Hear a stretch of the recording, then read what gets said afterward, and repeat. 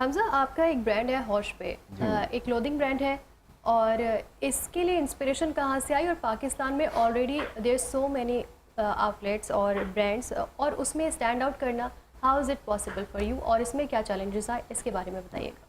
Basically होश पे एक इसकी कहानी बड़ी यूनिक सी है। लाइक हम लोगों ने जो यूके में हमारा ब्रांड है, हम लोगों ने, मैं थोड़ा सा बता दूं कि मेरे यूके में भी ब्रांड्स हैं, और उधर से हम लोगों ने कुछ आइडियाज ड्राइव किए कि हम लोगों को पाकिस्तान में भी एक चीज़ है, लाइक बड़े प्लेयर्स को जैसे हम देखें लामा आउटफिटर्स वगैरह, तो वो एक आवाम की रेंज से बहुत ज़्यादा बाहर जा चुके हैं।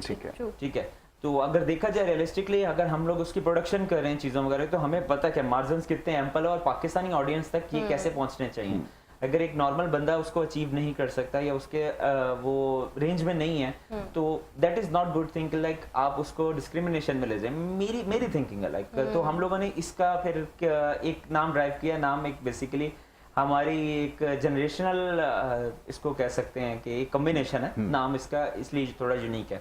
तो हम लोगों ने इस चीज़ को स्टार्ट किया और इसके अंदर मल्टीपल R&Ds की, उसकी कॉस्ट को मिनिमल से मिनिमल करते रहे। जो मार्केट में एक विंटर्स में हम लोगों ने बेसिकली ये स्टार्ट किया था। मार्केट में जो एक चीज़ 25 to 30,000 की बिक रही है, हम लोगों ने ऑलमोस्ट वो 5 to 8,000 के ब्रैकेट में बेची। वो प्रोडक्ट कौन सा था आपका जिसकी आप बात कर रहे हैं? ये बेसिकली हमारी स्वीट जैकेट थी।